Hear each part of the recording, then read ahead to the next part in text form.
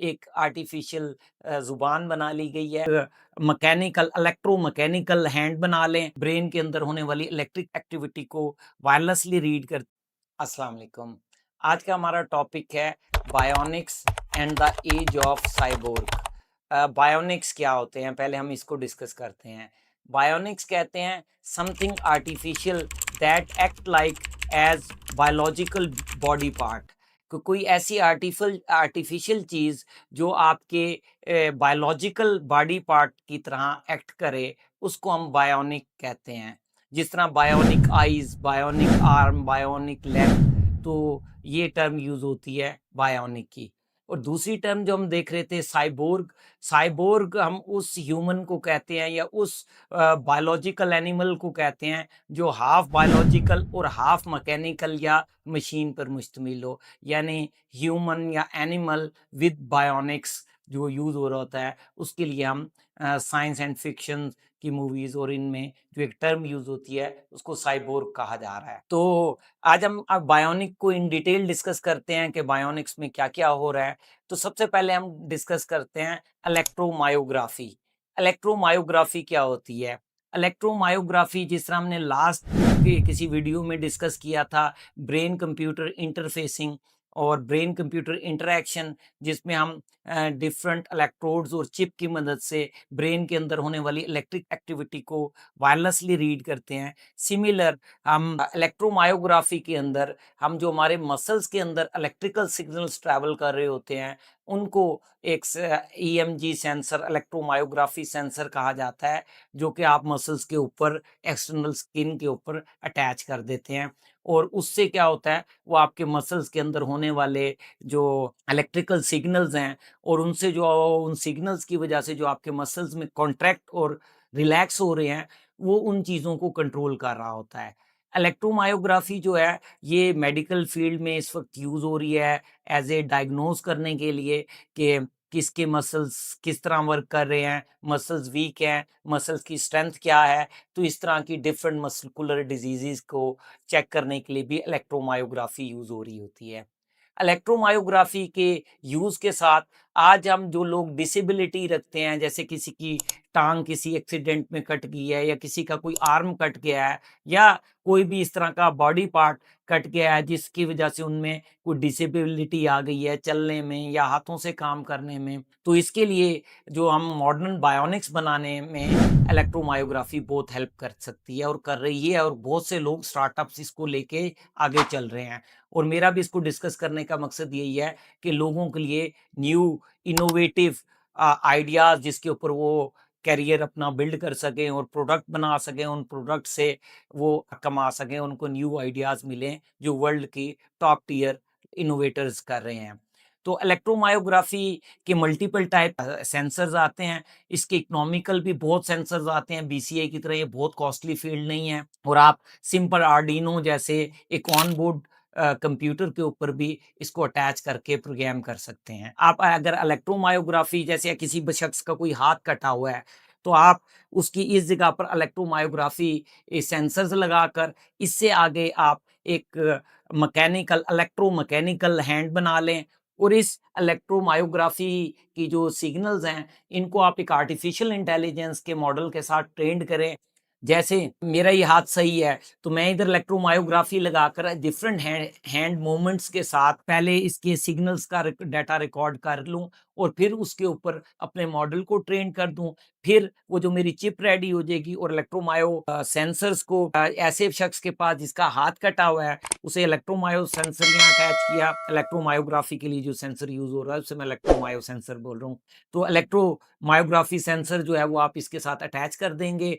ये कई अब बहुत हाई क्वालिटी भी आ गए हैं जिनके अंदर ब्लूटूथ और बैटरीज और इस तरह की काफ़ी कन्वीनियंस हैं, जिनके थ्रू आप मॉडर्नाइज्ड बायोनिक्स हैंड, आर्म और ये चीज़ें बना सकते हैं। स्पेशली हमारे मैकेनिकल इंजीनियर्स और और मैकाट्रॉनिक्स इंजीनियर्स, वो नर्स से और बड़ी-बड़ी यूनिवर्सिटी से डिग्रियाँ करके जॉब्स ढूँढ रहे होते हैं।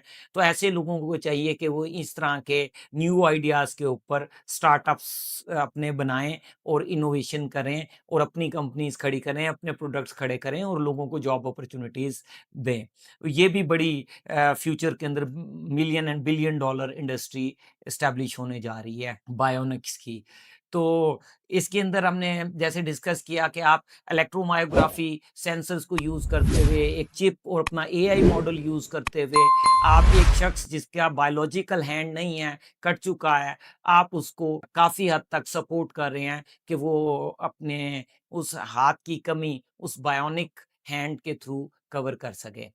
तो बायोनिक की फ़ील्ड सिर्फ़ यही नहीं है कि आप इलेक्ट्रोमायोग्राफ़ी और इससे सिर्फ़ आर्म या बाजू या मस्कुलर बॉडी पार्ट्स को ही आप इलेक्ट्रोमायोग्राफ़ी से हैंडल करें, इससे बहुत बियॉन्ड है। जैसे अब हम दूसरे बायोनिक इन्वेंशन हुई है जो रिसेंटली 2024 के अक्टूबर में ये रिसर्च पेपर पब्लिश हुआ था और ये नेचर के जर्नल में पब्लिश हुआ था। और नेचर जो है वो रिसर्च साइंस का जो रिसर्च का जर्नल है, उसके टॉप जर्नल्स में से आता है। बल्कि मेजॉरिटी साइंटिस्ट का ये ड्रीम होता है कि उनका रिसर्च पेपर जो है वो नेचर में पब्लिश हो। तो नेचर के जर्नल के अंदर जो रिसर्च पेपर पब्लिश हुआ है, वो बेसिकली एक आर्टिफिशियल टंग है, एक आर्टिफिशियल ज़ुबान बना ली गई है, जिसे ग्राफीन टंग कहा जा रहा है। याद है हमने लास्ट फ्यू वीडियो में से हमने डिस्कस किया था कि ग्राफीन एमआईटी यूनिवर्सिटी के अंदर एक न्यू सब्सटेंस इन्वेंट किया गया है। दुनिया का फर्स्ट 2D सब्सटेंस है, जो मैंने कहा था इंतहाई कंडक्टिव मटेरियल है, इलेक्ट्रिसिटी और हीट का कंडक्टिव मटेरियल है। उसको ग्राफीन को यूज़ करते हुए उन्होंने टंग के सेंसर बनाए हैं और वो आर्टिफ़िशियल टंग बनाई है और वो आर्टिफ़िशियल टंग जो है, वो इस वक़्त ह्यूमन लेवल तक टेस्ट को ऑब्ज़र्व करने की कैपेबिलिटी अचीव कर चुकी है। उसके अंदर भी उन्होंने यही किया है कि ग्राफीन को यूज़ करके साथ एआई बेस्ड मॉडल को एक चिप में साथ अटैच किया गया है, जिसके थ्रू वो आपकी आर्टिफ़िशियल टंग जो है, वो बल्कि उनके जो रिसर्च का मैं डिटेल्स वगैरह पढ़ रहा था, बल्कि वो तो इस लेवल तक भी डिफरेंशिएट कर सकती है कि उस आर्टिफ़िशियल टंग के ऊपर अगर आप कोक मतलब टेस्ट कराते हैं उसे या पेप्सी टेस्ट कराते हैं, तो वो ये भी डिटेक्ट करके बता देगा कि ये कोक है या पेप्सी है। तो ये फ्यूचर के अंदर जिस तरह वो लोग जिनके टेस्ट बड्स नहीं होते, जैसे माइक्रोसॉफ्ट का जो बिल गेट है, उनका जो ओनर है, उसके टेस्ट बड्स नहीं है। हालाँकि वो बिलियनेयर है, मगर वो अच्छे और मज़ेदार खाने के टेस्ट्स को एन्जॉय करने से महरूम है।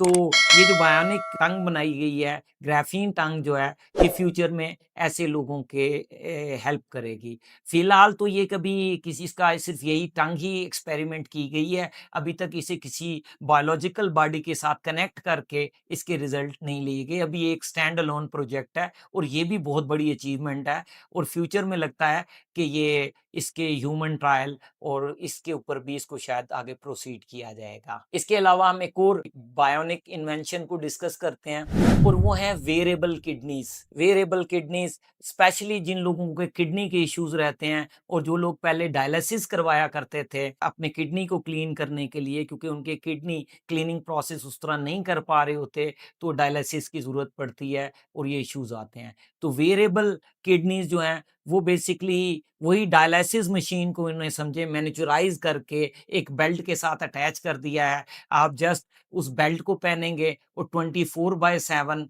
आपके वो वेयरेबल किडनी आपके ओरिजिनल किडनी का टास्क परफ़ॉर्म करते रहेंगे। उन वेयरेबल किडनीज़ में भी उन्होंने एक पंप ऐड किया है, जिसका काम मतलब फ्लूइड की प्रेशर को और उस चीज़ को कंट्रोल करना है और दूसरा उसमें उन फ़िल्टर वगैरह लगा के उसमें क्लीनिंग की गई है। तो वेरिएबल किडनी से भी जिन लोगों के किडनीज़ के इश्यूज़ होते हैं और स्पेशली जो डायलिसिस पे आ जाते हैं, उनके लिए बहुत मुश्किल प्रोसेस हो जाता है। स्पेशली उनकी फैमिली मेंबर्स के लिए भी कि हर कुछ एक वक़्फ़े के बाद उनको डायलिसिस के लिए लेके जाना, फिर लेके आना, फिर ड्यूरिंग द डायलिसिस बहुत टफ़ प्रोसेस होता है। तो वेरिएबल किडनी ने इसे बहुत आसान कर दिया है। इसके बाद आ रहा है वेरिएबल पैनक्रियाज़ भी आ गए हैं, तो जो शुगर पेशेंट हैं तो उनकी शुगर को, इंसुलिन को मेंटेन करने के लिए तो आपकी वो भी किडनीज़ की तरह वेरिएबल पैनक्रियाज़ होंगे, आर्टिफ़िशियल पैनक्रियाज़ हैं, जो कि आपके बॉडी के कंज़ेक्टिव ब्लड शुगर को मेज़र करते रहेंगे और उसके अकॉर्डिंग आपकी ब्लड के अंदर ग्लूकोज़ को मैनेज करेंगे via insulin and different hormones को यूज़ करते हुए।